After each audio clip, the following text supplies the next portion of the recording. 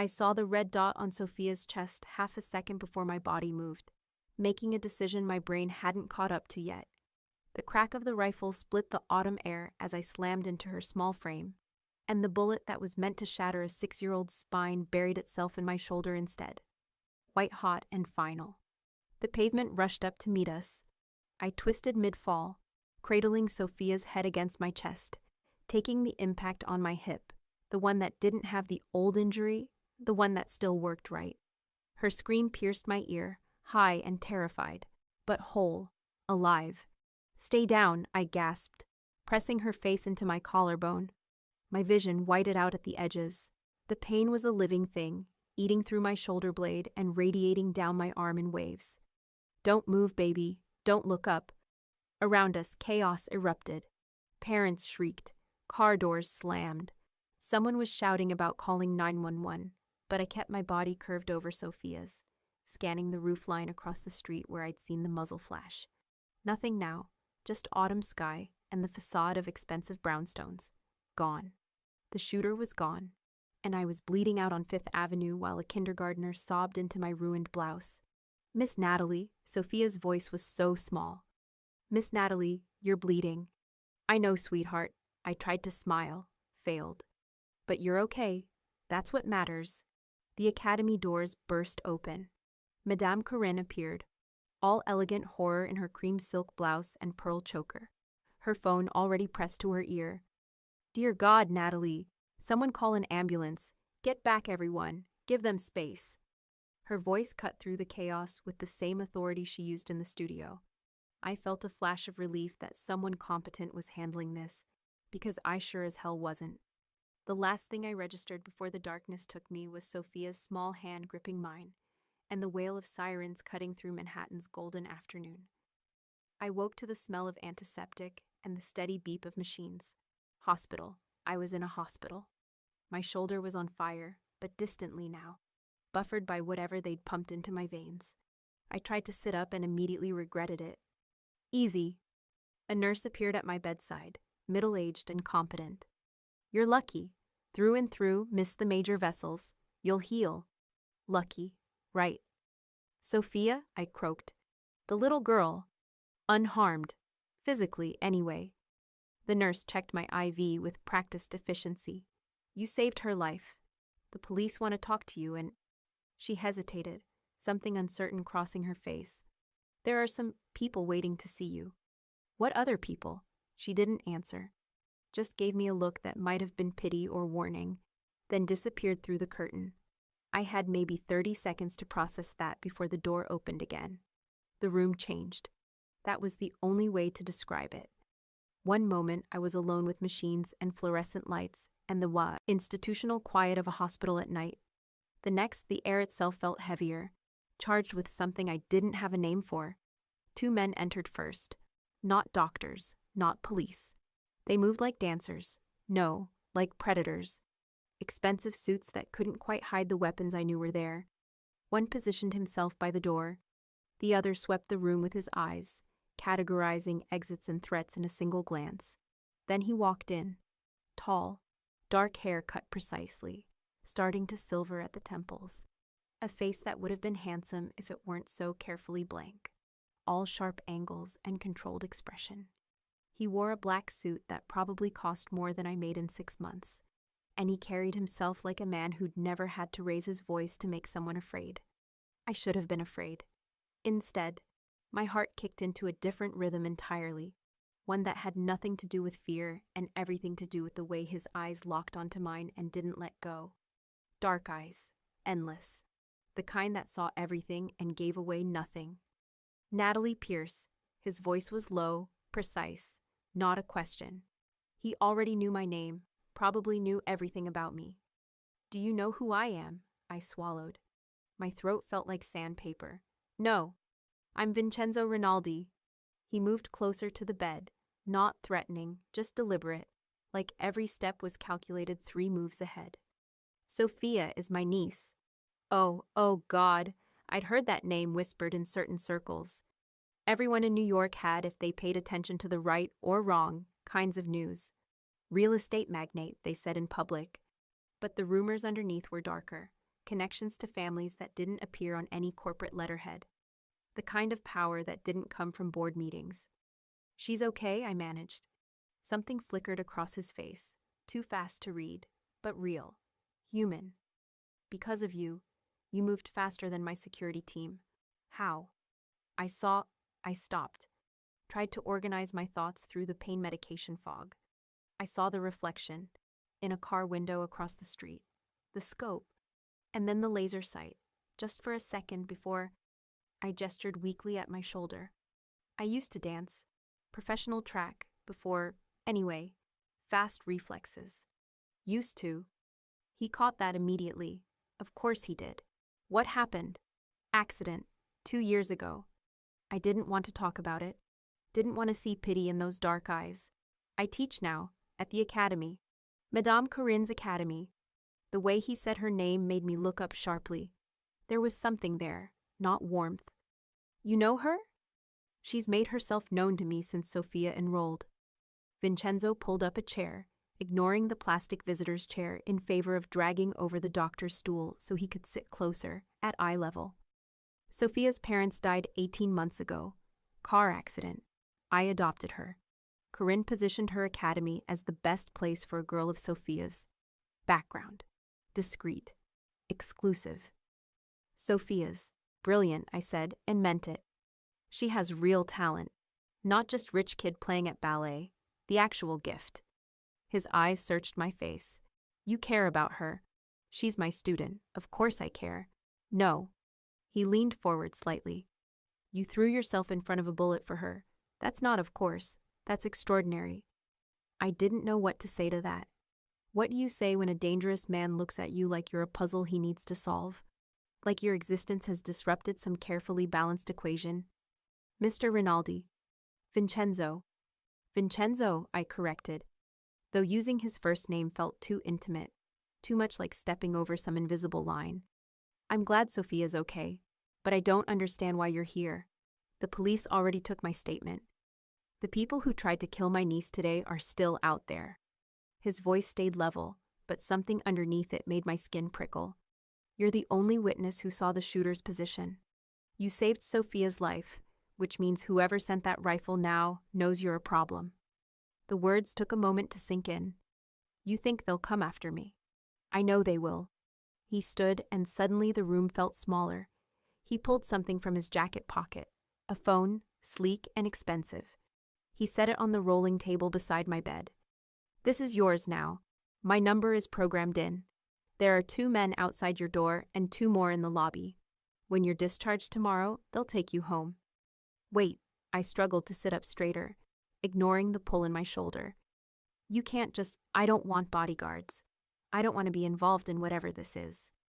"You became involved the moment you moved." He said it so simply, like it was gravity, like it was inevitable. "You saved what I love most in this world. That puts you under my protection whether you want it or not. I don't need— You took a bullet for my daughter." Niece, he'd said before. But the word daughter came out rough, like it had sharper edges, like it cost him something to admit. "Do you understand what that means to me? What it means in my world?" I stared at him, at the intensity in his dark eyes, the rigid control in every line of his body. "It means," he continued quietly, "that you are now mine to protect, and I protect what's mine absolutely." The words should have terrified me, maybe they did, but underneath the fear was something else, something that felt dangerously like relief, like being seen, like mattering. "I need to think," I whispered. "Think then, but think behind bulletproof glass and armed guards." He turned to leave, then paused at the door, looked back at me. "Sophia's been crying for you. She won't sleep unless someone promises her you're all right." I told her I'd make sure of it. "You can't make promises like that." His smile was slight, dark. "Yes, I can. I'm very good at keeping promises, Natalie, especially the dangerous ones." Then he was gone, and I was alone with the beeping machines and the weight of what had just happened settling over me like a sentence. The phone on my table buzzed once. A text from an unknown number. "Thank you for saving my life. Love, Sophia." Below it, a second message. Different number. My men will bring her by tomorrow if you're well enough. She needs to see you're alive. Vi stared at the screen until my eyes blurred. Outside my door, I heard the shuffle of feet as guards took up position. That morning, I'd gone to work worried about rent and my shoulder. Now I had a bullet wound, guards outside my door, and a Mafia boss's number in a brand new phone. I should have been terrified. Instead, all I could think about was the way Vincenzo had looked at me, like I wasn't invisible anymore. They discharged me the next afternoon with a sling, a bottle of painkillers, and instructions to follow up in 2 weeks. The bullet had gone clean through. Lucky, they kept saying. Like luck had anything to do with stepping in front of a rifle. Vincenzo's men were waiting in the lobby, the same 2 from last night, plus a third I didn't recognize. Dark suits, earpieces, the kind of vigilant stillness that made other visitors give them a wide berth. Miss Pierce, the older one, salt and pepper hair, a scar bisecting his left eyebrow, stepped forward. "I'm Tony. We'll be taking you home." "I can take a cab." "No, ma'am, you can't." The finality in his voice made argument pointless. I got in the car. My apartment was in Washington Heights, a 5th-floor walk-up with temperamental heat and a view of the building next door. Tony took one look at the exterior and frowned, but didn't comment. Just positioned one man in the lobby and another outside my building before escorting me upstairs. "There'll be someone here at all times," he said, getting my door open. "You need anything, you call first. No going out alone." "For how long?" "Until the threat is neutralized." He handed me a card with a single phone number. "This reaches me directly. Use it." Then he was gone, and I was alone with the weight of what my life had become. The package arrived 2 days later. I heard the knock and checked the peephole. Habit now. The hallway was empty except for a small box sitting directly in front of my door. No delivery person. No note. Just plain brown cardboard. I called Tony immediately. "Don't touch it," he barked. "I'm 3 minutes out." He made it in 2, another man with him. They cleared the hallway, examined the box with practiced efficiency, then carefully opened it while I stood back, heart hammering. Inside, photographs of me, leaving the hospital, getting into Vincenzo's SUV, standing at my apartment window, teaching at the academy last month, before any of this started. Dozens of them, surveillance photos, proof that someone had been watching me for weeks. At the bottom of the box, a single typed note. "You should have stayed invisible." The floor tilted. Tony caught my elbow, steadied me. "Inside. Now." His voice was steel. "And you." He jerked his chin at his partner. "Get the boss. Tell him it's urgent." Vincenzo arrived within 20 minutes, moving through my door like a storm front. His eyes went to me first, scanning for injury, for fear, then to the photographs spread across my coffee table. He picked up one, me leaving the hospital, Sophia's card visible in my hand. His jaw turned to granite. "How long?" he asked Tony. "Photos go back at least 6 weeks, pre-shooting." They were watching her before. Vincenzo's voice dropped to something dark and lethal. "Before she saved Sophia. Why?" "Don't know yet, boss. But the message is clear. They know she matters to you now. She matters because she took a bullet for my daughter." Each word came out precise, controlled. But underneath I heard rage. "Which means touching her is the same as touching Sophia. Make sure our friends understand that." Explicitly. Tony nodded and disappeared into the hallway, phone already at his ear. Vincenzo turned to me. I was still standing, arms wrapped around myself, trying to process that someone had been watching me for weeks, that I'd been a target before I even knew Sophia's last name. "Pack a bag," he said. "What?" "You're not staying here. Not where they know how to find you, where they've been watching you sleep." His eyes were black with fury. "You're coming to my house, guest wing, full security, until we end this. I can't just leave my apartment. You can, and you will." He moved closer into my space, and his presence was overwhelming. "They sent you photographs, Natalie. Next time it won't be pictures. It'll be a gun or a knife or worse. I don't take chances with people under my protection. I barely know you. You know enough. You know I keep Sophia safe. You know I pay my debts." His hand came up, almost touched my face, then stopped. You bled for my daughter. That makes you mine to protect. Non-negotiable. The possessiveness in his voice should have frightened me. Instead, it made something warm and dangerous unfurl in my chest. What if I say no? Then I'll have guards in your hallway, your lobby, and your bedroom. Your choice. Suffer surveillance in this cramped apartment, or have privacy and space in my home. He held my gaze. But either way, you're not alone anymore. They made sure of that when they sent these pictures. I looked at the photographs again, at proof that my invisible life had been a lie. Someone had seen me all along. Okay, I whispered. I'll pack. Something flickered in his eyes. Relief, maybe, or satisfaction. Good. Be ready in an hour. Vincenzo's house wasn't a house. It was an estate in Westchester, 40 minutes from the city, set back from the road behind gates and walls and enough security to make the White House jealous. The guest wing had more square footage than my entire apartment. Bedroom, bathroom, sitting room, all decorated in soft neutrals and expensive fabrics. A vase of fresh flowers sat on the dresser. Sophia helped pick the flowers, Vincenzo said from the doorway. She wanted you to feel welcome. It's beautiful, too much. It's yours for as long as you need it. He moved into the room, gestured to the windows. Bulletproof glass. Panic button by the bed. My room is down the hall, east wing, second door. Sophia's is across from yours. Where will I teach her? Studio in the south wing. I'll show you after dinner. He paused. She's already asleep. It's past her bedtime. But tomorrow morning, she'll want to see you immediately. I'm looking forward to it. Good. He studied me for a moment, something unreadable in his dark eyes. Get some rest. Tomorrow we have work to do. The knock came early the next morning, too early for me to be fully awake. I opened the door in my pajamas to find Vincenzo standing there with 2 cups of coffee and a leather portfolio tucked under his arm. You're up early, I said, suddenly aware of my sleep-mussed hair and bare feet. Couldn't sleep, security reports. He held out one of the coffees. May I come in? I stepped aside.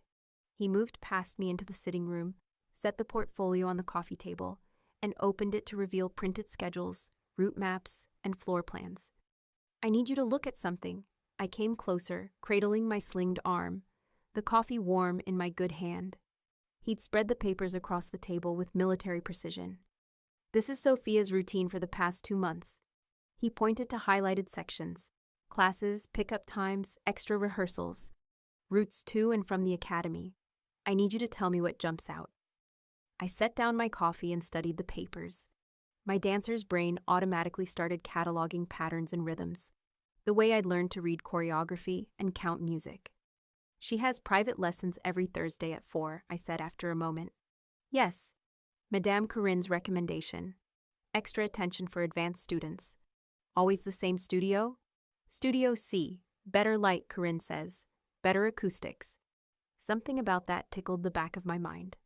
I found the academy floor plan in the stack and traced the layout with my finger. Studio C faces the street. Big windows on the east wall.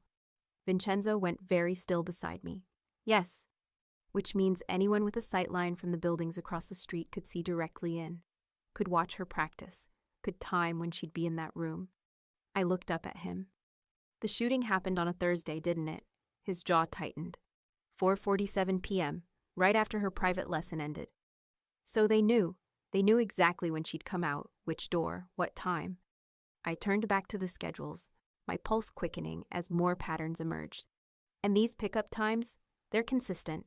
Same time, same door, every Tuesday and Thursday. You vary the car, but not the timing or the location. We needed consistency for Sophia's schedule. Routine helps her feel secure after losing her parents. I understand that.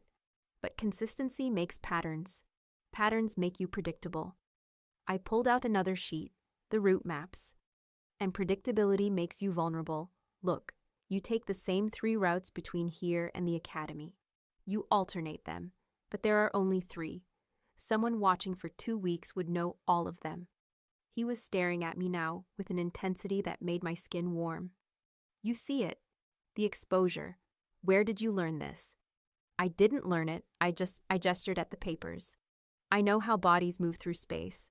how to read rooms and sightlines and timing. It's what dancers do. We spend years learning to see angles and positioning and how to use space safely. It's what you do. He pulled out his phone, typed rapidly. From now on, we randomize everything. Different doors, different times, different routes. No more Thursday lessons in Studio C. No more consistent pickup locations. But Sophia needs structure, especially after losing her parents. She needs to be alive more than she needs structure. He looked at me, then, really looked, and something in his expression made my breath catch. You saw in 30 seconds what my security team missed for 2 months. They were probably thinking about threats, not patterns. You're thinking about both. He moved closer, and suddenly the space between us felt charged. He was too close, close enough that I could see the faint lines at the corners of his eyes and smell the clean, expensive soap on his skin. Close enough that my body forgot we were talking about security, and not whatever this was humming between us. My men are good, the best. But they think like soldiers, linear, tactical. You think like someone who understands movement and space in 3 dimensions. You see what they don't. I'm just a ballet teacher. No. His voice was firm. You're someone who notices what others miss. Someone who understands vulnerability and exposure because you've studied how bodies move for your entire life. He paused. I need that. I need you to look at Sophia's world and tell me where we're exposed, where the patterns are, what worries you. I don't know anything about security protocols or, you don't need to. Just look at her routine and tell me what your instinct says, what feels wrong, where the timing is too predictable. His dark eyes held mine. Can you do that? It should have sounded insane. A crime boss asking a failed ballerina to consult on his security. But the way he said it, like my observation and instinct were genuinely valuable, like I brought something no one else could, made my chest tighten. When was the last time anyone had valued what I saw, what I thought? What if I'm wrong, I asked quietly. What if I miss something and Sophia gets hurt because... Then you miss it, but you won't miss it because you weren't paying attention or didn't care. His hand came up, almost touched my face, then stopped, dropped. That's more than I can say for some people in my world. Your instinct saved Sophia's life once already. I trust it. The weight of his trust settled over me, terrifying and intoxicating in equal measure. Okay, I heard myself say. I'll try. Good. Relief crossed his features. We start today. After breakfast, I want you to walk through Sophia's routine with me. Every step, every transition, every place she stops or slows down. You tell me where you'd position a threat if you wanted access. That's a horrible thing to think about. It's the thing that keeps her alive. His voice softened slightly. I know it's dark. I know it's not what you signed up for when you started teaching ballet. But you're in this now, and I need your eyes. Because I took a bullet for her. Because you see her. Really see her. And because when you look at a room, you see things my men don't. He gathered the papers, organized them back into the portfolio. Get dressed, have breakfast. Then we work. He was at the door when I found my voice again. Vincenzo? He turned back. Thank you. For what? For asking, not just telling me what to do. I pulled my good arm across my chest, suddenly self-conscious. For trusting my instinct. Something flickered in his dark eyes. Surprise, maybe, or something warmer. You saved what I love most in this world. Your instinct deserves trust. Then he was gone, and I was standing in borrowed pajamas in a stranger's house, holding a cold cup of coffee and realizing that somewhere in the last 5 minutes, I'd stopped being a victim under protection. I'd become a partner, and God help me, I wanted to be good at it. The knock came at my door just after lunch. I opened it to find Madame Corinne standing in the hallway, all elegant concern in a cream cashmere coat and pearls. Natalie, darling, she swept past me into the room like she owned it. I've been so worried. You haven't answered my calls. I've been recovering and settling in here. Of course. Such a terrible shock. She touched my slinged shoulder with gentle fingers. Are you in much pain? It's manageable. I'm so relieved. She moved to the window, looked out at the manicured grounds with an expression I couldn't quite read. Mr. Rinaldi's home is quite impressive. Though I must say, When he informed me you'd be moving Sophia's lessons here indefinitely, I was concerned. Concerned. For Sophia's education, naturally. The academy has structure, routine, other students for socialization and healthy competition. Being isolated here, with only private instruction, she trailed off, leaving the implication hanging. It's not ideal for a child's development. I can still provide quality instruction. Oh, I have no doubt of your talent, dear. You were always so gifted, even after your unfortunate accident. The sympathy in her voice felt like a blade wrapped in silk. But Sophia needs more than technical training. She needs the environment, the community, the full academy experience. She's been through so much loss already. The academy is where someone tried to kill her. Corinne's face arranged itself into perfect distress. A horrible, random act of violence that could have happened anywhere in the city. We've taken extensive measures since then. Extra cameras, vetted all our staff again, limited street access, coordinated with police. I've personally overseen every security upgrade. That's good to hear. So you see, there's no reason Sophia can't return. In fact, I'd feel much better having you both back where I can look after you properly. She turned from the window, gave me her warmest smile. This place is beautiful, but so isolated. And Mr. Rinaldi, while clearly capable in his business ventures, isn't an educator. Sophia needs normal Natalie. She needs other children. She needs you and the academy. The pressure was subtle but unmistakable. Come back. Bring Sophia back.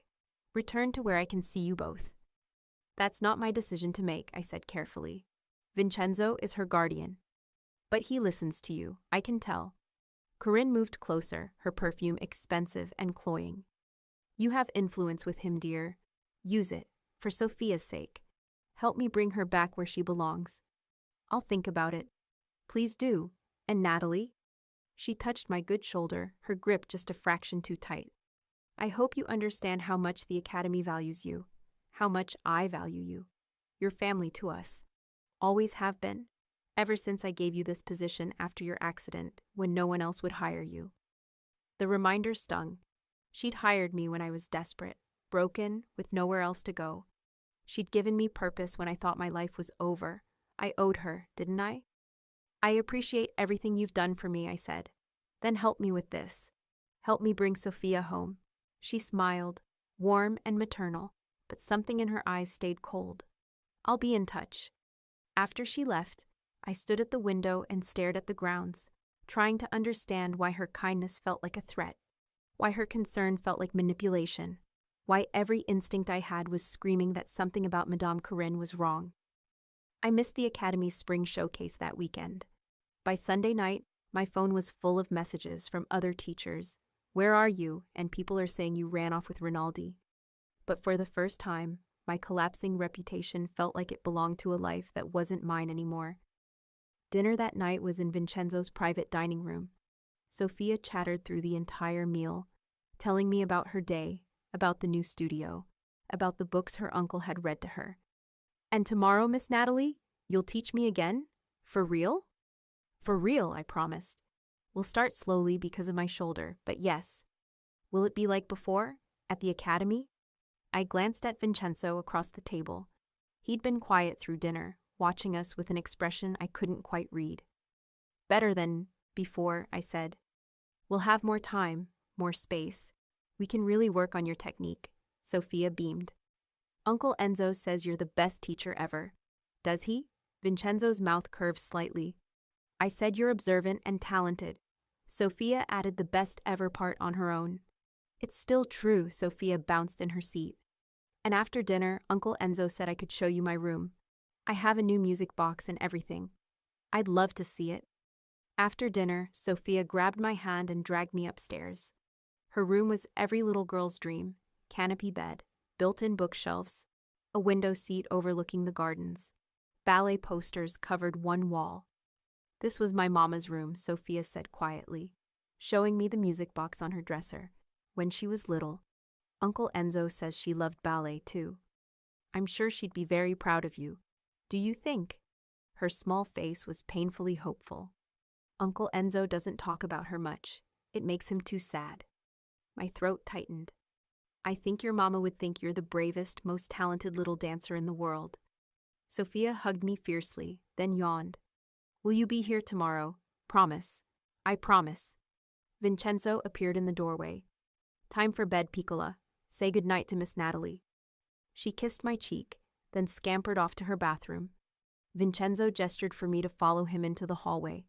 We stood in the dim corridor, close enough that I could see the exhaustion etched into his face.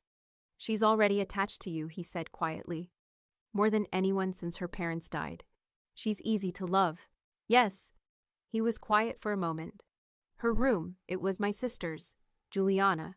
I haven't changed it much. Sophia wanted to be close to her mother's memory. That must be hard, seeing Sophia in there every night. Every day. His voice roughened. But it's what she needs, and what Sophia needs, I provide. Always. How did they die? I asked softly. Sophia's parents. He was quiet so long I thought he wouldn't answer. Then, car accident. Black ice on a bridge, the official report said. They went off into the Hudson. His jaw tightened. But the car had been in the shop 2 days before. New brakes. The mechanic swore everything was perfect. You think someone tampered with it? I know they did. I just could never prove which family was responsible. He looked at me then, and the pain in his eyes was raw, unguarded.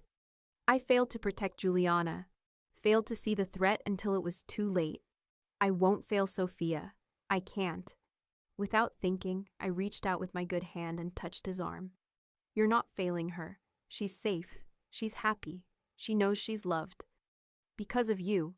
His hand covered mine, where it rested on his sleeve, warm and solid. You see her. Really see her. Not as my niece, not as a pawn in some game. Just as Sophia. She deserves that. So do you. His thumb brushed across my knuckles, the touch light but deliberate. To be seen. Not as the injured teacher or the woman who took a bullet. Just as Natalie.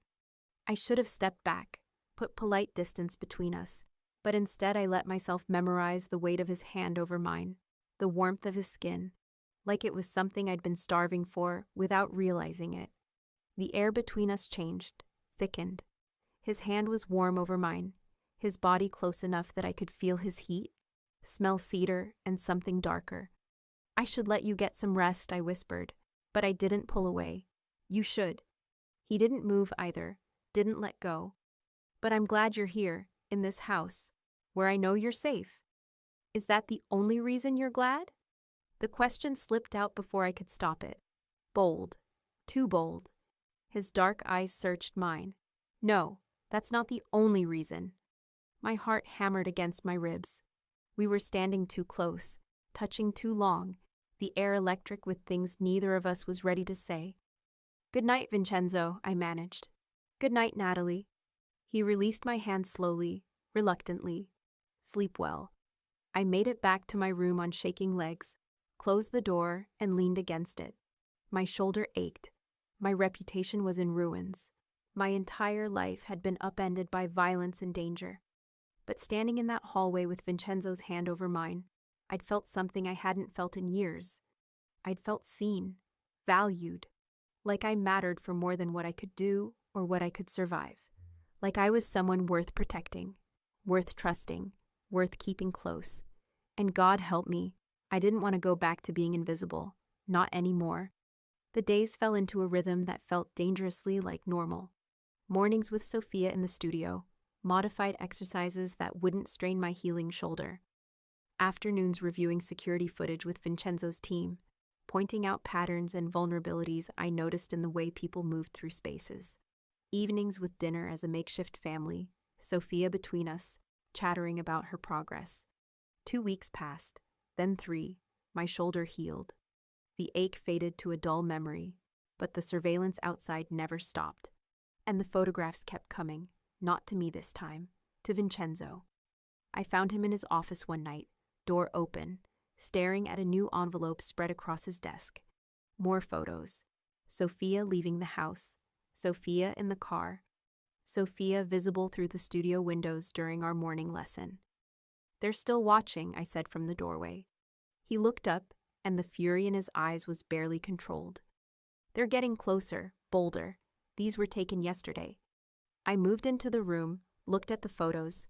From where? We don't know yet. Somewhere with a clear sight line to the south wing. He stood, paced to the window. I've had the property swept twice. No cameras, no devices. Which means they're shooting from outside the perimeter. Show me the property maps, the elevation charts. He pulled them up on his computer without question. I studied the layout, the tree line, the neighboring properties. There, I pointed to a ridge about half a mile out. Clear sightline to the studio windows. High enough for a telephoto lens. Probably accessing it through the state parkland. Vincenzo was already on his phone. Tony, North Ridge, half mile out. I want it swept and secured within the hour. He hung up, looked at me. How did you see that? I've been thinking about angles. Where I'd position myself if I wanted to watch without being seen. I traced the property line with my finger. We need to frost the studio windows, or move lessons to the interior room. The interior room has no natural light. Sophia needs to not be visible to whoever's hunting her. I turned to face him. We've been here 3 weeks. They know her routine again. Morning lessons, afternoon rest, evening in the main house. We're predictable again. His jaw tightened. You're right. So we changed the pattern before they exploit it, I said. Better we move first than wait to be hunted. That's all I'm asking. The call came 2 nights later after Sophia was asleep. Vincenzo found me in the library, curled up with a book I wasn't really reading. I need you to come with me, now. Something in his tone made me set the book down immediately. What happened? Just come. I followed him through the house to his private office, where Tony and 2 other men I didn't recognize stood around the desk. On the screen, surveillance footage from the academy. Watch, Vincenzo said. The footage showed the academy's back entrance. Night timestamp from earlier this evening. A figure approached. Female, elegant, familiar. Madame Corinne. She looked around, then pulled out her phone, made a call. 30 seconds later, a black sedan pulled up. The back window rolled down. The footage was grainy, but I could make out the man inside. Dark suit, sharp features, the kind of face that belonged in Vincenzo's world, not Corinne's. They spoke for less than a minute. She handed him something, an envelope. He handed her something back. Then the car drove away, and Corinne disappeared back into the academy. Who is he? I asked, though dread was already pooling in my stomach. Dmitry Volkov, second in command of the Antonov family.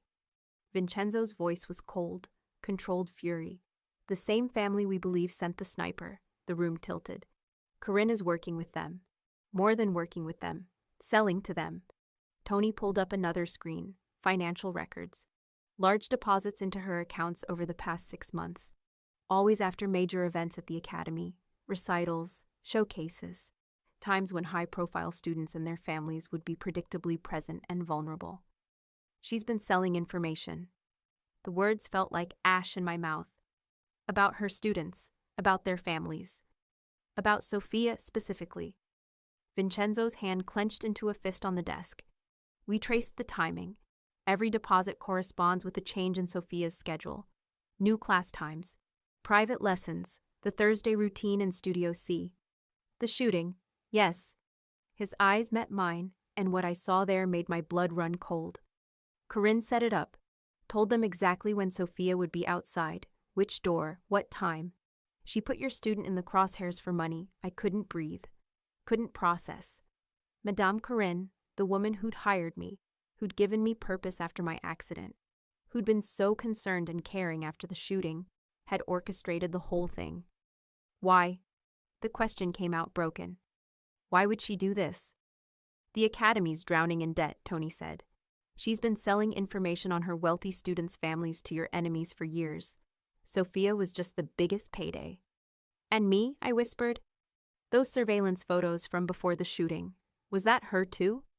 Vincenzo's expression turned grim. We think so. You were Sophia's primary teacher. You knew her routine intimately. You were either going to be a valuable source of information, he paused, or a liability who might notice something wrong. The pieces clicked into place with horrible clarity. My accident, 2 years ago, right before I was supposed to audition professionally. What about it? It was never explained properly. The car that hit me, they never found the driver. The police said it was probably just someone fleeing the scene, but I looked at Vincenzo, cold understanding washing over me. Corinne offered me the teaching job 3 days later. Said she'd been following my career, thought I had real potential as an instructor. I thought I was lucky. You weren't lucky. His voice was gentle, but the fury beneath it was volcanic. You were targeted, broken down so you'd be desperate enough to accept whatever she offered, grateful enough not to ask questions. She ruined my life so she could use me. The words came out flat, emotionless, because if I let myself feel the enormity of it, I'd shatter. She took everything from me, my career, my future, my body, so I'd be trapped teaching at her academy where she could watch me, control me, use me to get close to her real targets. Natalie, how many others, I looked at Tony, how many other teachers or staff did she do this to? We're still investigating, but at least 3 that we can confirm. Tony's scarred face was sympathetic. I'm sorry. Sorry. Such an inadequate word for having your entire life revealed as a lie, a manipulation, a trap you never saw coming. Where is she now? I asked. At the academy, we've had her under surveillance since this afternoon. Vincenzo moved closer. I'm going to handle this. You don't need to be involved. Yes, I do. I looked up at him. She used me, broke me, turned me into a tool to hurt a child. My voice steadied, hardened. I'm going to be there when she answers for it. Natalie, this isn't your world. It became my world the moment she ran me down in the street 2 years ago. I stood, met his eyes. I'm not asking for permission. I'm telling you, I'm going to that academy and I'm going to face her. It could be dangerous. She might have security, might have... I don't care. The anger was building now, hot and clean and clarifying. I've been invisible for 2 years, broken, grateful, and too afraid to want anything more than the scraps she threw me. I'm done being invisible. I'm done being her victim. Vincenzo studied me for a long moment. Then slowly, he nodded. Okay, but we do this my way, my people, my plan. You don't go in alone. I won't be alone. I looked at him, at Tony, at the men who'd spent 3 weeks keeping me and Sophia safe. I'll have you. Something flickered in Vincenzo's dark eyes. Pride, maybe, or something deeper. Get your coat, he said. We leave in 10 minutes. The academy was dark when we arrived. Most of the lights off except for Corinne's office on the 2nd floor. Vincenzo's men had already secured the perimeter, disabled the security cameras, ensured we wouldn't be interrupted. Last chance to stay in the car, Vincenzo said. I was already opening my door. Not a chance. He followed me up the familiar steps, through the lobby I'd walked through 1,000 times as a teacher. It felt different now, smaller, like a stage set I was seeing from the wrong angle. Corinne's office door was closed, but not locked. I pushed it open without knocking. She looked up from her desk, surprise flashing across her elegant features, before she smoothed it away. Natalie, Mr. Rinaldi, this is unexpected. Is it? I moved into the room, Vincenzo, a silent shadow behind me. You've been watching us for weeks. Surely you knew we'd figure it out eventually. Her expression didn't change, but something in her eyes went cold and calculating. I'm not sure what you mean. Don't. The word came out sharp. Don't insult me by pretending. We have the surveillance footage, the financial records, the whole thing. She was quiet for a moment. Then she smiled, the same warm maternal smile she'd given me 1,000 times before. But now I could see the calculation behind it. You always were perceptive, Natalie. I chose well when I recruited you. Recruited. I stepped closer to her desk. Is that what we're calling it? Breaking my ankle so thoroughly I could never dance professionally again, then swooping in with a job offer before I'd even left the hospital. You were wasted on performance, all that talent, that observational skill, and you were going to throw it away chasing some impossible dream of prima ballerina glory. She leaned back in her chair, utterly calm. I gave you purpose, stability, a way to stay in the world you loved. You gave me a cage. My voice shook with rage. You took my future and trapped me in a prison of gratitude where I'd never question you, never leave, never be anything more than your useful tool. And you were useful, brilliant even. The way you connected with the children, the way you saw their potential. She glanced at Vincenzo, especially Sophia. You loved her, protected her, made her feel safe enough to blossom, which made it so much easier for you to sell her to the Antonovs. Vincenzo's voice was deadly quiet, made it easier to predict her movements, her vulnerabilities, because Natalie would never question the schedule changes you requested, never suspect that her caring teacher routine was being used as reconnaissance. Corinne shrugged, elegant and unbothered. Business, Mr. Rinaldi. Surely you understand. The academy was drowning in debt. The Antonovs offered a fortune for information about your family's vulnerabilities. It was simply a transaction. A transaction that put a bullet in my shoulder, I said. That nearly killed a 6-year-old child. That was unfortunate. They were only supposed to scare her. A warning shot, they said. Something to make Rinaldi more reasonable in his negotiations. She looked genuinely annoyed. I specifically told them not to actually hit the child. Bad for business if my students start dying. The casual dismissal of Sophia's life, of my injury, as mere business complications made something snap inside me. You're going to prison, I said. Or worse. Whatever Vincenzo does to people who hurt children. Am I? Corinne stood, moved to her window. With what proof? Surveillance footage that could be doctored. Financial records from offshore accounts that can't be traced. The word of a failed dancer with a vendetta against the woman who gave her everything. We have enough, Vincenzo said. Perhaps, but I have insurance. She turned back to us, still smiling. Do you think you're the only powerful family with children at this academy? The Petrov's daughter is in the advanced class. The Castellanos' twin sons. The Morgans' little prodigy. She ticked them off on her fingers. All of them with parents who would be very interested to know their children's safety has been compromised. Very motivated to ensure the truth stays buried to protect their own families. You're threatening them, I said. I'm reminding you of reality. This academy is woven into the fabric of this city's most powerful families. Destroying me means exposing all of them, making their children targets, creating chaos that serves no one. She looked at Vincenzo. You're a smart man. You understand leverage, so let's negotiate like adults. There's no negotiation. Vincenzo's voice was ice. You put my daughter in front of a rifle. You ruined Natalie's life. You sold children's safety for profit. There's no deal that ends with you walking away. Then there's no deal that ends with your secret staying secret. She pulled out her phone. One call and every family in the city knows their children were compromised. That you knew and said nothing. That Sophia's presence here put all of them at risk. Make the call, I said. Everyone looked at me. What? Corinne's smile faltered. Make the call. Tell everyone. Blow up your leverage. I moved closer to her desk. Because I'm done hiding, done being afraid, done letting you control me with shame and gratitude and fear. Natalie, no, I cut Vincenzo off. She's counting on us being too scared to expose her, too worried about reputation and secrets to do what's right. But I don't care anymore. My reputation is already destroyed. My career was stolen from me 2 years ago. I have nothing left to lose. I looked at Corinne directly. So make your call, burn it all down, and I'll stand in front of every camera in this city and tell them exactly what you are. A predator who targets children. A monster who destroys lives for money. Let them judge which one of us they believe. The elegant academy owner or the teacher who took a bullet for her student. The silence in the room was absolute. Corinne's hand, still holding her phone, trembled slightly.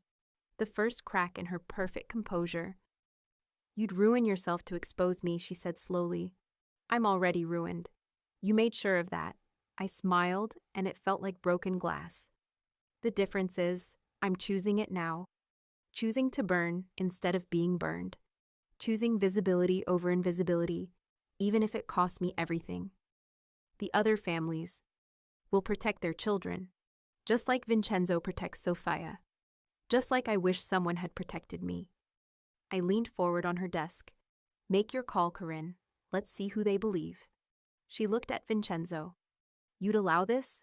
Let her destroy your privacy, your security, just to take me down? She's not asking my permission. He moved to stand beside me, solid and certain. She's choosing her own move, just like you taught her to. Except she's better at it than you expected. Corinne stared at us both. At the united front we presented. At the certainty in my eyes. Then slowly, she set down her phone. What do you want? She asked finally. A confession, Vincenzo said. On record. Everything. The accident, the surveillance, the Antonovs. All of it. And then? Then you disappear. Leave the city, leave the country, and if you ever come near Sophia or Natalie again. He let the threat hang, unfinished and all the more terrifying for it. That's not enough, I said. Both of them looked at me. She doesn't just get to run away, she needs to pay. I held Corinne's gaze. You're going to sign over the academy, all of it. Assets, property, accounts. To a trust that will ensure it actually protects children instead of selling them. The academy is worth millions. Then you should have thought of that before you weaponized it. My voice was steel. Sign it over or we go public. Your choice. The calculation in her eyes was vicious. Weighing options, measuring consequences. You're not who I thought you were, she said finally. No, I'm not the broken thing you created. I straightened. I'm the person who survived you. There's a difference. We left the academy an hour later with a signed confession, transfer documents for the property, and Corinne's agreement to be on a plane out of the country by morning. Vincenzo's lawyers would handle the rest.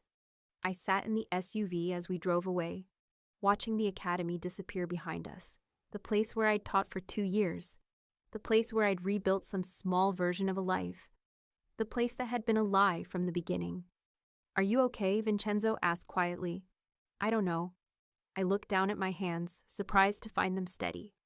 I thought I'd feel different, victorious or relieved or something, but I just feel hollow. That's normal. You just confronted the person who destroyed your life. There's no rule book for how that's supposed to feel. She was right about one thing. I looked at him. I'm not who I was, not the grateful, invisible teacher, not the broken dancer. I don't know who I am now. You're the woman who took a bullet for a child, who saw patterns my security missed, who just faced down a predator and won. His hand found mine in the dark. You're Natalie, that's enough. His hand was warm, solid, real, an anchor in the middle of everything spinning apart. What happens now? I asked. Now we make sure Sophia's safe. Make sure Corinne follows through. Make sure no one else tries to use my daughter as leverage. He paused. And you decide what you want. If you want to stay, if you want to go back to teaching, if you want something else entirely. Your choice. My choice, not his, not Corinne's, mine. For the first time in 2 years, I believed it. Sophia was still asleep when we returned to the estate. The house quiet except for the soft footsteps of security making their rounds. You should rest, Vincenzo said at my door. It's been a long night. Every time I close my eyes, I see her face, I admitted. How calm she was. How little she cared. People like Corinne don't feel remorse. They feel inconvenience, he said. But she's gone. She won't come back. I went inside, closed the door, and stood in the dark, my heart pounding for reasons that had nothing to do with fear. The call came at 4 a.m. I jerked awake to pounding on my door, Tony's voice urgent through the wood. Miss Pierce, we need you, now. I threw on clothes and opened the door. Tony's face was grim. What happened? Corinne never made it to the airport. Her car was found abandoned on the access road to the property, empty. He was already moving, expecting me to follow. Someone took her. We think it's the Antonovs. Why would they take her? Because she failed. She was supposed to deliver Sophia, and instead she delivered a confession that ties them to attempted murder of a child. We reached Vincenzo's office. They're tying up loose ends. Vincenzo was behind his desk, multiple screens showing surveillance feeds, his phone pressed to his ear. He looked up when I entered, gestured for me to sit. Don't care what it costs. Find her. He ended the call. Natalie, I need you to stay with Sophia today. Don't let her out of your sight. What's happening? The Antonovs have Corinne. They'll interrogate her, find out what she told us. Who else knows? His expression was carved from stone. Then they'll come for Sophia. One final attempt before they cut their losses and leave the city. When? Today, maybe tonight. They'll move fast before I can reinforce security. He stood, came around the desk. I'm pulling Sophia from any exposure. No studio, no outside time, nothing. You'll stay with her in the interior safe room until this is over. What about you? I'll be handling the Antonovs, permanently. The way he said it left no room for interpretation. Vincenzo, this ends today, one way or another. He gripped my shoulders gently. Keep her safe. That's all I need you to do. Can you do that? Yes. Good. He released me, but his eyes stayed on mine. If anything happens to me, don't. If anything happens, he continued, there are papers in the safe, guardianship documents. Sophia goes to you. Full legal custody, access to everything she needs. Tony knows the codes. The weight of what he was saying hit me. You're not going to die. Probably not. But if I do, I need to know she'll be with someone who loves her. Someone who'll protect her. Someone who sees her. His hand cupped my face. Someone who already did everything I'm asking before I even knew to ask. Vincenzo, promise me. I promise. The words came out thick. But you're coming back. Yes. His thumb brushed my cheekbone. I am. Then he was gone, Tony and half a dozen men following him out, and I was alone with the weight of a promise I prayed I'd never have to keep. Sophia woke at 7, confused about why we were having breakfast in the small interior room instead of the dining room. Uncle Enzo had to go to work early, I explained, keeping my voice light. So it's just us today. I thought we could have a lazy day. Movies, books, maybe some gentle stretches if your legs feel restless. No real lesson. Not today, sweetheart. She accepted this with the resilience of a child who'd already learned that adults sometimes had to change plans for mysterious reasons. We watched movies. We read. I taught her a card game my mother had taught me, and I tried not to think about Vincenzo out there somewhere, hunting or being hunted. The call came at 2 in the afternoon. Tony's voice was tight. We have a situation. They're moving on the property. Multiple vehicles, heavily armed. Boss wants you in lockdown. Now. How long until they're here? 10 minutes. Maybe less. I heard gunfire in the background. We're engaging at the perimeter, but some might get through. Seal the safe room. Don't open it for anyone except me or the boss. Understand? Understood. I hung up, turned to Sophia with a smile I didn't feel. Hey, sweetheart. We're going to play a game. Remember the safe room Uncle Enzo showed you? Her eyes went wide. Is someone bad? Coming? Uncle Enzo's people are keeping us safe, but just in case, we're going to go to the special room and wait there until he comes to get us. Okay? She nodded, scared but trusting. Okay. I took her hand and we moved quickly through the house to the reinforced interior room. Steel door, no windows, supplies for 3 days if needed. I sealed us inside, engaged the locks, and pulled Sophia close. It's going to be okay, I whispered into her hair. I promise. Outside, I heard the distant crack of gunfire. We waited in the safe room for what felt like hours. Sophia eventually fell asleep against my side, exhausted by fear. I stayed awake, listening to every sound, every vibration through the walls. More gunfire, shouting, something that might have been an explosion. Then silence. The silence was worse than the noise. I don't know how long we sat there in the quiet. Long enough for my legs to cramp. Long enough for Sophia to wake up, ask if it was over, then fall asleep again when I told her we had to wait a little longer. Then, 3 knocks on the door. A pause. 2 more knocks. The code Vincenzo had taught me. I checked the camera feed. Grainy, but clear enough. Vincenzo stood on the other side, blood on his sleeve, exhaustion carved into his face. I opened the door. He stepped inside, eyes going immediately to Sophia asleep on the bench, then to me, checking, cataloging, ensuring we were whole and unharmed. It's over, he said quietly. They're gone, all of them. Corinne? Dead before we got there. They killed her to keep her from talking further. His expression was grim. We recovered her body, found evidence linking the Antonovs to a dozen other crimes, enough to destroy their entire operation. And the men who came here? The ones who survived the firefight are in federal custody.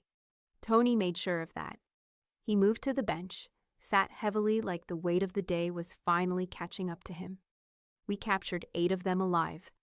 They're singing to the FBI right now, giving up everything to avoid longer sentences. And the Antonov leadership. Dmitry Volkov, the man who met with Corinne, was arrested 2 hours ago. The evidence we recovered from Corinne's interrogation tied him directly to the sniper attack, plus a dozen other murders, extortion, trafficking. Vincenzo's voice was cold with satisfaction. He'll die in prison. So will his boss, Alexei Antonov. The FBI raided their operations across 3 states, seized everything, accounts, properties, weapons. The entire organization is finished. They can't come back? Can't rebuild? No, I made sure of that. He looked at me directly. I gave the FBI everything.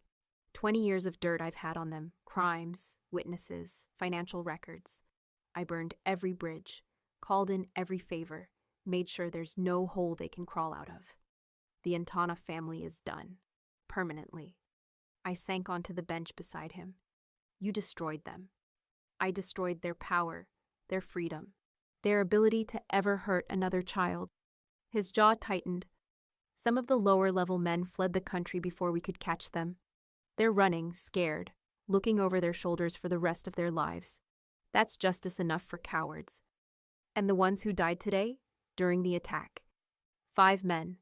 They chose to come onto my property, armed, targeting my family.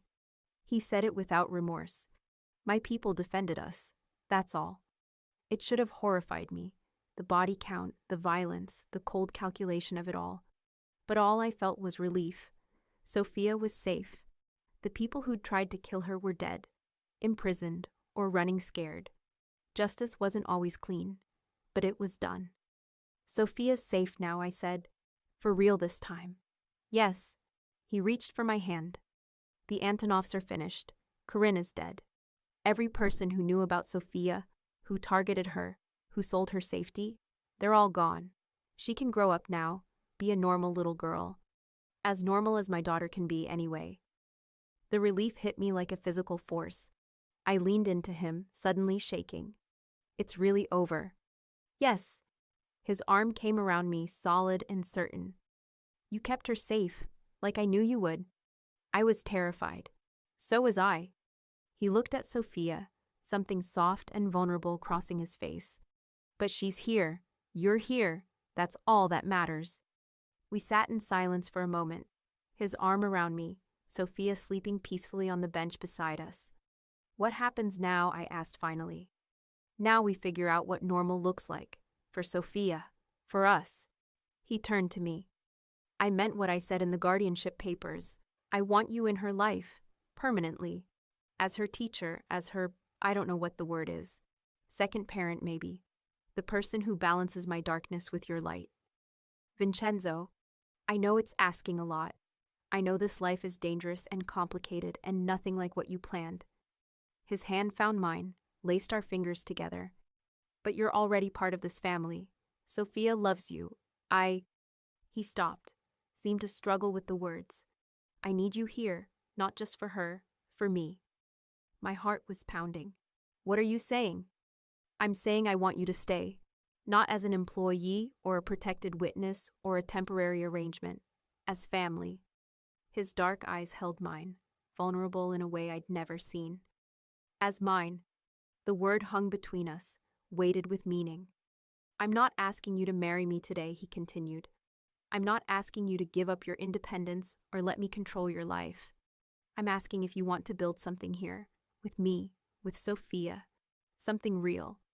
I looked at him, this dangerous, powerful man who'd protected me, trusted me, valued me, who'd given me space to find my own strength instead of trying to control it, who'd listened when I spoke, believed when I noticed things, stepped back when I needed to fight my own battles, who'd made me feel seen in a way no one ever had.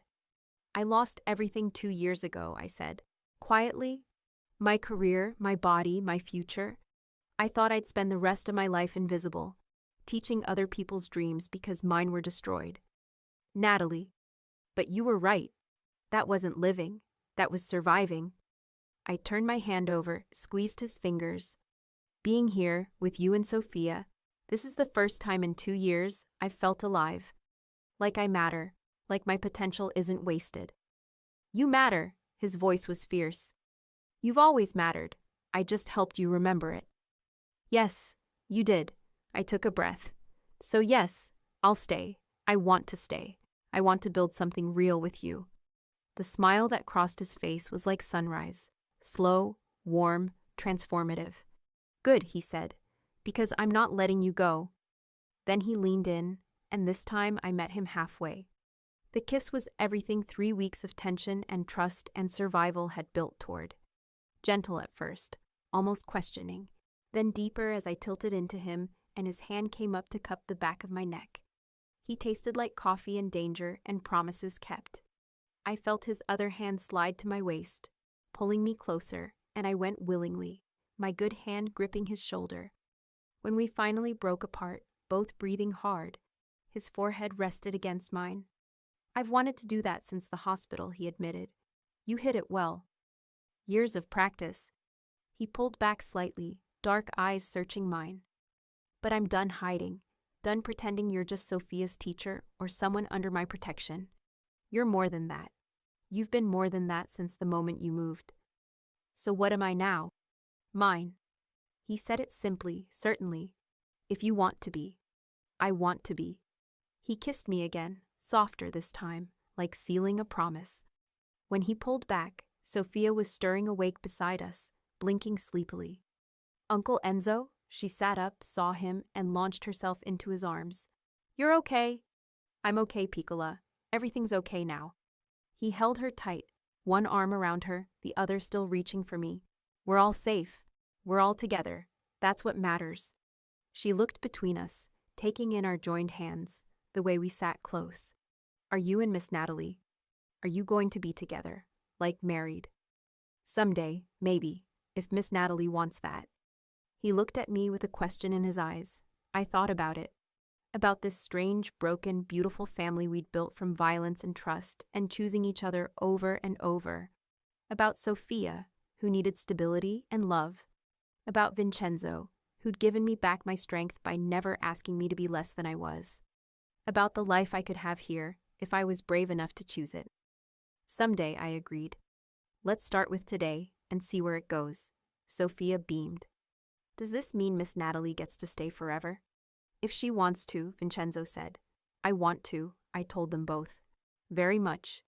3 months later, I stood in the new studio, not the one at Vincenzo's estate, but the one we'd built at the academy. The Eared Academy that was no longer Madame Corinne's. That was now the Juliana Foundation for Young Dancers, named for Sophia's mother. A place where talented kids could train without being exploited. Where teachers were valued and protected, where no child would ever be sold for profit.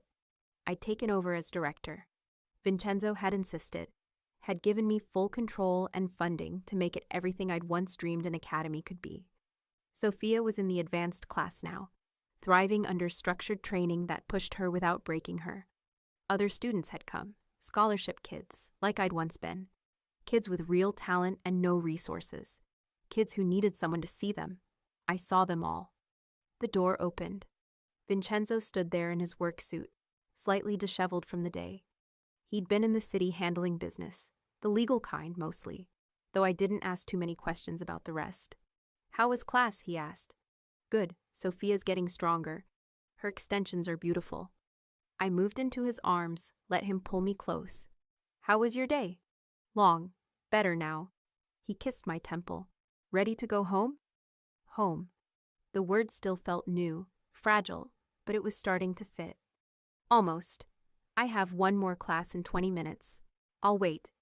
He settled into the observation chair, the same one he'd occupied a dozen times before, watching me teach with an intensity that should have been unnerving, but somehow felt like being cherished. Sophia burst through the door, already in her next class leotard. Uncle Enzo, did you see my tour jeté today? Miss Natalie says it's almost perfect. I didn't, but I'll watch in your next class. He pulled her in for a quick hug. Go warm up. We're taking Miss Natalie to dinner after, so be ready to leave by 6. She scampered off. I watched her go. This child I'd saved, who'd saved me in return, who'd brought me into a life I never could have imagined. What are you thinking? Vincenzo asked, reading my expression. That 2 years ago, I thought my life was over, that I'd never dance, never teach anything meaningful, never be more than invisible and broken. I turned to him. And now I'm here, with you, with Sophia, running an academy, making a difference. You were always going to make a difference. You just needed the right stage. He pulled me closer. I'm glad I could give you that. You gave me more than that. I kissed him, soft and certain. You gave me back myself. His arms tightened around me. You did that yourself. I just made sure you were safe enough to try. Maybe that was true. Maybe we'd both saved each other in different ways. I love you, I said. The first time I'd said it out loud, though I'd felt it for weeks. His eyes went dark, intense. I love you too. Have since you looked at those schedules and saw what my security team couldn't. Since you faced down Corinne without flinching. Since you chose us even when it was dangerous. Best choice I ever made. Second best, he corrected.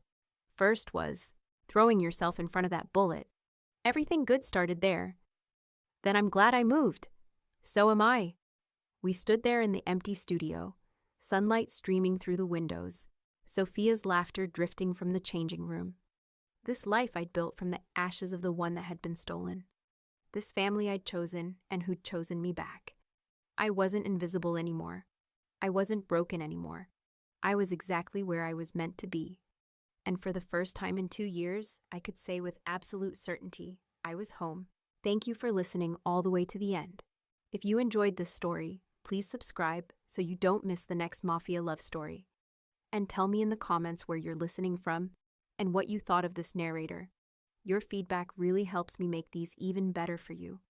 Thank you for letting my stories keep you company. It truly means more than you know.